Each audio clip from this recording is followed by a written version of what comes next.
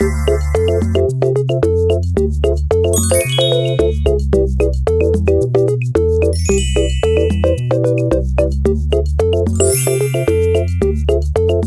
আলাইকুম সবাইকে, কেমন আছেন আপনারা সবাই? আমরা চলে এসেছি ডিবাক্স টিউলিপ ফেস্টিভ্যালে।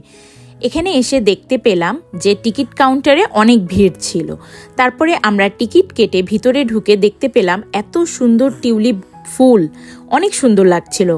তারপরে দেখেন জায়গাটি কিন্তু বিশাল বড় ছিল। এত বড় জায়গা কিন্তু আমরা ঘুরেও শেষ করতে পারিনি, কারণ আমাদের সাথে ছিল আমাদের বাচ্চারা।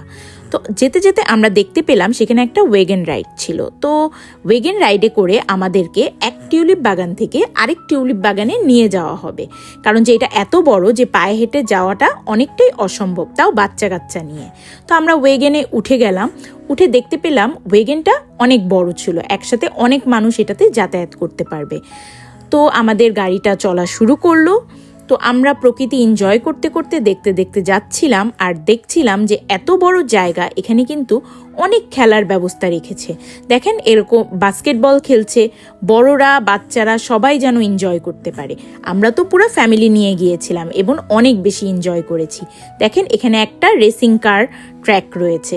তাছাড়াও এর পাশে একটা লেক রয়েছে, যেই লেকের পানি এতটাই স্বচ্ছ, এতটাই সুন্দর, খুবই ভালো লেগেছে দেখে।